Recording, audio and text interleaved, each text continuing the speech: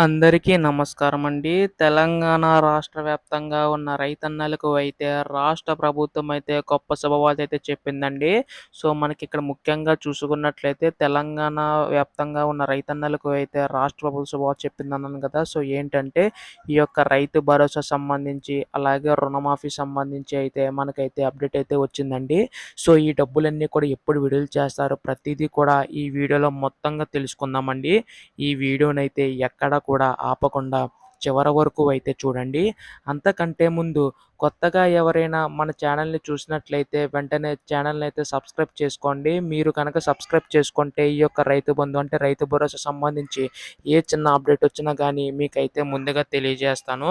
అందుకోసం వెంటనే ఛానల్‌నైతే సబ్స్క్రైబ్ చేసుకోండి. అలాగే వీడియోకైతే లైక్ చేయండి. దీని ద్వారా మరికొంతమందికి ఈ సమాచారం అయితే అందుతుంది.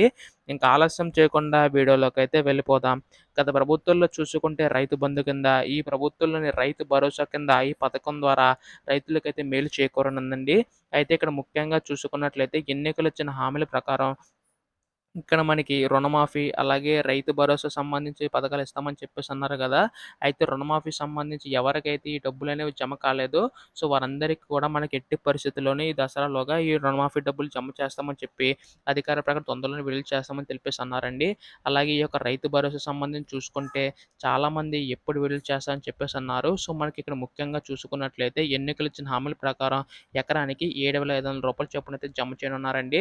ఎన్నికల్లో మొత్తంగా చూసుకుంటే 5 ఎకరాల వరకు ఇస్తామని చెప్పేసన్నారు. కాకపోతే రైతుల విజ్ఞప్తి మేరకు దాన్ని 10 ఎకరాల వరకు ఇస్తామని తెలపడం అయితే జరిగిందండి. సో, దీని ద్వారా ఎవరైతే 10 ఎకరాల లోపు రైతులుంటారో వారందరికీ ఎకరం చొప్పున మనకి రూ. 7,500 చొప్పునైతే ఇవ్వనున్నారండి. ఇదొక శుభవార్తనే చెప్పాలి.